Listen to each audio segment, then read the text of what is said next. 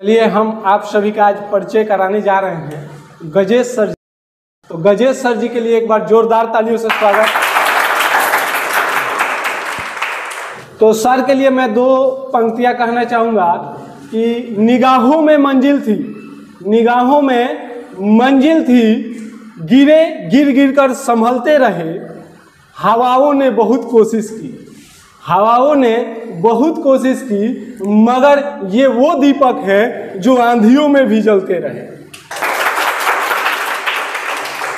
तो आज हम सर जी से आप लोगों के लिए कहेंगे कि कुछ अपने बारे में भी सर जी बताएं और आप लोग को कुछ समझाएं, ठीक है। और सर जी का भी टाइम नहीं है, बहुत मुश्किल से टाइम निकाल करके आए हैं। तो सर, मुझे काफ़ी खुशी हो रही है कि आज मैथ माइंड गेम एकेडमी की तरफ से मुझे आप सबको संबोधित करने का अवसर प्राप्त हुआ है।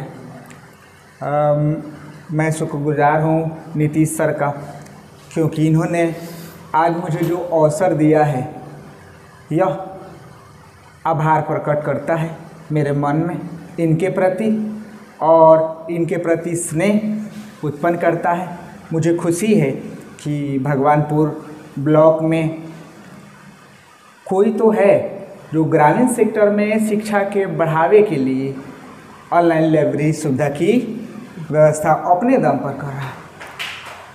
मुझे उम्मीद है कि इनकी इस कोशिश में आप अपनी कोशिश को अगर जोड़ देते हैं तो भगवानपुर ब्लॉक में जो संस्था है वह एक अच्छे मुकाम को प्राप्त कर लेगी। साथ ही साथ आप सभी भी जीवन में एक अच्छे मंजिल को छू लेंगे। कहा गया है कि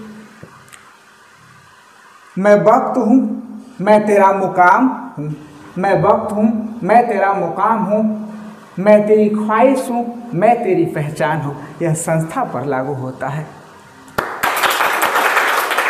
अगर आपने कोशिश की तो इस कोशिश से न केवल इस ब्लॉग का नाम होगा, बल्कि इस एकेडमी के संचालक नीतीश सर का भी नाम होगा। अध्ययन काल में जब हम लोग थे तो उस समय सेंट्रल लाइब्रेरी थी राजेंद्र कॉलेज की। उस समय जब हम लोग के पास बुक उपलब्ध नहीं होता था तो हम लोग लाइब्रेरी जाते थे और लाइब्रेरी जाकर उन किताबों का अध्ययन करते थे जो किताबें मार्केट में हमारे वर्थ के हिसाब से उपलब्ध नहीं हो सकती थी। काफ़ी कीमती किताबें और अच्छे राइटरों की किताबें लाइब्रेरी में उपलब्ध होती थी। लाइब्रेरी जाने के बाद मैंने महसूस किया कि हम लोगों में जो बदलाव हो रहा है, मुझ में, मेरे साथियों में, उसकी सबसे बड़ी वजह है वह लाइब्रेरी सुविधा।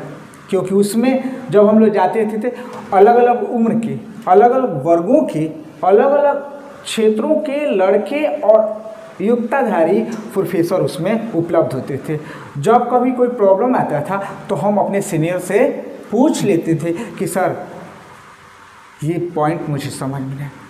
तो उस लाइब्रेरी सुविधा की देन है कि आज हम +2 में, है ना, पॉलिटिकल साइंस के सहायक शिक्षक हैं।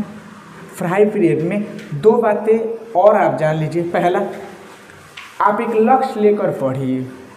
नंबर 2, पढ़ाई के दौरान पूरे मन से सिर्फ पढ़ाई कीजिए, क्योंकि समय सिर्फ इंसान को एक बार समय देता है। जब तक आपके फेवर में वह है तब तक आप 30 मार खा हैं। जिस दिन आपके अगेंस्ट में जाएगा ना, उस दिन आप कहीं नहीं टिकेंगे। तेज होना अच्छी बात है, लेकिन हमेशा तेज रहना बहुत अच्छी बात है। अगर आप तेज हैं तो इस बात को जान लीजिए कि आज तेज हैं, कल नहीं रहेंगे। अगर समझ गए कि हम तेज हैं, अगर आप समझ गए कि हमारे पास कुछ नहीं है लेकिन कल कुछ जरूर होगा।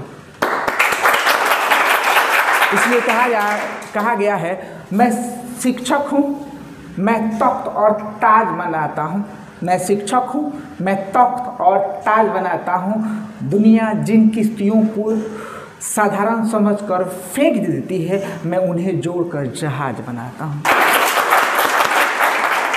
शिक्षक वही है जो आपको दुनिया को ठुकरा देगी ना, तो जोड़कर आपको आपकी मंजिल तक पहुंचा देगा, क्योंकि उसमें वह त्रिनेत्री है, उस तीसरी आंख है उसमें, जो देख लेगा कि हाँ इस लड़के में यह मेरिट है और यह आगे जाएगा। तो जरूर शिक्षक आपको उस काबिल बनाएगा। आपको पता होगा, आप डॉक्टर के पास जाइए, वह दवाई लिखेगा और इस उम्मीद से लिखेगा फिर अगली बार आप आएंगे बीमार ही बनकर। आप वकील के पास जाइए तो वकील चाहेगा कि लफड़ा हो तो मेरा इनकम होगा। इंजीनियर के पास जाइए तो तोड़ने जोड़ने वाला कोई काम हो तो मेरा इनकम होगा। लेकिन आप शिक्षक के पास जाकर देखिए, तब देखिए वो आपको मारेगा, डांटेगा, गुस्साएगा। वो नहीं चाहेगा कि आप मूर्ख बनकर फिर दोबारा मेरे पास आए। वो चाहेगा कि आप मेरे पास आ गए हैं तो कुछ काबिल बनकर यहाँ से जाओ और फिर मुझे अपनी शकल मत दिखाना, चलो फुटो। ना मेरे पास समय है और ना तुम्हारे पास समय होना। हम आज से जरूर कहेंगे कि ग्रामीण सेक्टर्स में अफें और नीतीश सर कि इस पहल से मैं बहुत उत्साहित हूँ कि उन्होंने ग्रामीण सेक्टर्स में भगवानपुर प्रखंड में एक ऑनलाइन सुविधा वाले एक संस्था की नींव रखी, जिसमें ग्रामीण प्रतिभाओं को वो योग्यता मिलेगी जो शहरी क्षेत्रों में शहरी लोगों को मिलती है। जब हम लोग पढ़ रहे थे तो मेरे फ्रेंड जितने थे सब एक ही फीलिंग रखते थे कि हम पढ़ेंगे और किसी काबिल बनेंगे तो हम शहर जाएंगे। लेकिन 8 ऐसे दोस्त थे जिनकी फीलिंग थी कि अगर हम पढ़ेंगे तो हम गांव का सिलेक्शन लेंगे। क्यों? क्योंकि गांव ने हमें शहरों तक जगह दी है। अगर हम पैसे कमाएं, पद आ जाए तो हम गांव जाएंगे, क्योंकि अगर हम गांव जाएंगे तो हमारे तरफ 100 शहर आएंगे और उन 100 से 1000 फिर गाँव में प्रतिभाओं का जन्म होगा। अगर हम गांव वाले एक बार ठान लें कि हम शहर जाएंगे, लेकिन काबिल बनकर पुनः अपनी मातृभूमि, अपनी जन्मभूमि की सेवा करेंगे और अपने तरह के 1000 योद्धाओं को उस मुकाम तक पहुंचाएंगे जिस मुकाम तक सोचने की काबिलियत उनमें नहीं है। ठीक है। और इस उम्मीद से मैंने ग्रामीण सेक्टर में मुजफ्फरपुर में ज्वाइनिंग ली और मुझे गर्व है कि गांव में आने के बाद आप सभी को संबोधित करने का मुझे मौका मिल रहा है। हम आपसे एक ही बात कहेंगे कि एक कवि कहता है कि उड़ मुसाफिर उड़, तेरी मुकाम अभी बाकी है। उड़ मुसाफिर उड़, तेरी मुकाम अभी बाकी है। तूने सिर्फ एक पन्ना पढ़ा है, पूरी किताब अभी बाकी है। एक कवि कहता है कि तू कर सकता है तो यकीन पैदा कर, तू कर सकता है तो यकीन पैदा कर, अनजानों के बीच एक नाचीज पैदा कर, अच्छी फसल बो सके ऐसा किराएदार किसान पैदा कर, हो सके तो अपनी तरह नौजवान पैदा कर। आपको कुछ बनना नहीं है, बल्कि हर हाल में बनना ही है। बनना नहीं है, दुनिया आपको क्या बनाएगी? कुछ नहीं बनाएगी। आप अच्छा करेंगे तो निगेटिव कमेंट करेगी, लेकिन आपको ध्यान रखना है कि सब कुछ को छोड़ देना है और हमें बनना है काबिल।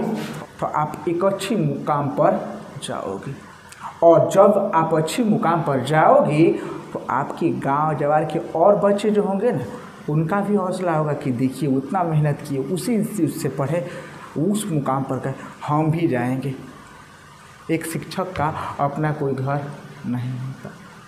हमारी एक ही ख्वाहिश होती है कि हमारे बच्चे हमारे गांव जवार के बच्चे पढ़े कुछ बने, क्योंकि बुढ़ापा आने से पहले अगर आप कुछ बन गए तो आपसे जुड़ने वाले सारे लोगों का फ्यूचर अच्छा होगा। जीवन वही उसी का है जिसने अपने आप को पहचान लिया। इसीलिए कहा गया है रूप यौवन संभवा विशाल कुल संभवा, है ना, विद्या है ना सुभ्यंते। तो आप जान लीजिए कितना भी रूप होगा बुढ़ापे में ढल जाएगा, कितनी भी बुद्धि होगी भूल जाओगी, याददाश्त खत्म। आँखों में कितनी भी तेज होगी बुढ़ापे में दिखाई नहीं देगा। कान से आप दीवार के उस पार सुनते हैं ना, बुढ़ापे में सुनाई देना खत्म हो जाएगा। ठीक है। और जो लोग आपको आज तारीफ दे रहे हैं, आपकी पूछताछ कर रहे हैं ना, वो बुढ़ापे में देखकर आपसे रास्ता काट देंगे, क्योंकि इंसान का शरीर बुढ़ापे में दुर्गंध देता है। और आप जान लीजिए जवानी के दिनों में जिसने अपने आप को पत्थर की तरह बनाया ना, उसका बुढ़ापा शान से बीतेगा। पढ़िएगा इसलिए क्योंकि आपके माता पिता का पूरा जीवन आपको समर्पित है। पढ़िएगा इसलिए क्योंकि आपके साथ जो लोग जुड़ेंगे शादी संबंधों के बाद, उनका पूरा फ्यूचर आपकी सफलता से कनेक्टेड है। अगर आप कुछ बन गए तो आपके माता पिता का बुढ़ापा अच्छे से ख़त्म हो जाएगा।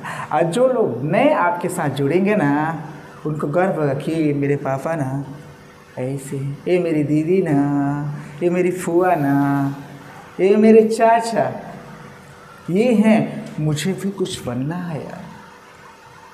हम आपको ज़रूर कहते हैं कि हमारी एक ही ख्वाहिश होगी आपसे कि इस संस्था की उपयोगिता को समझिए। पापा के मरने के बाद मैंने पढ़ाई की। ग्रेजुएशन जब राजेंद्र कॉलेज में मैं कर रहा था तो उस समय कपड़े कम थे, पैसे इतने कम थे कि कोर्स की किताबें हम लोग नहीं खरीद पाते थे।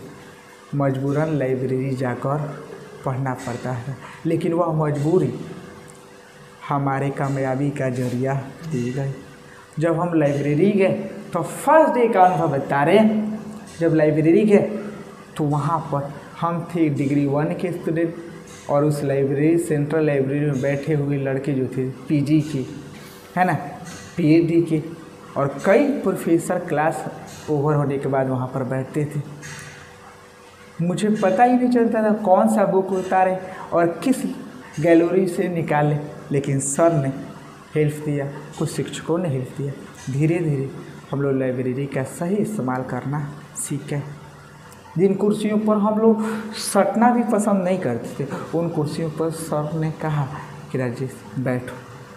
जिस कुर्सी पर कभी मैंने सोचा नहीं था कि उस कुर्सी पर मुझे बैठने के लिए, है ना, हेड ऑफ डिपार्टमेंट से कॉल आएगा, लेकिन उसमें हमें बैठाएगा। मुझे गर्व नहीं हुआ, लेकिन अच्छा फील हुआ।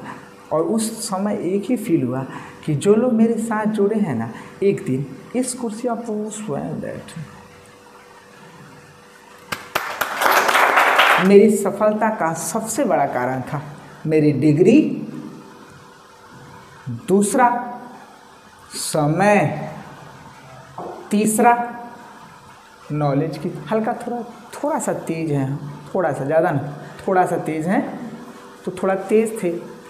समय ठीक था, मेरा फेवर में था थोड़ा सा। डिग्री थी, ठीक है, इसलिए झटके कितने लगा, नसीब ने झटके इतने लगाए ना कि 11 में पास हुआ, ज्वाइनिंग हुई 22 में। 11 साल का वेट किया।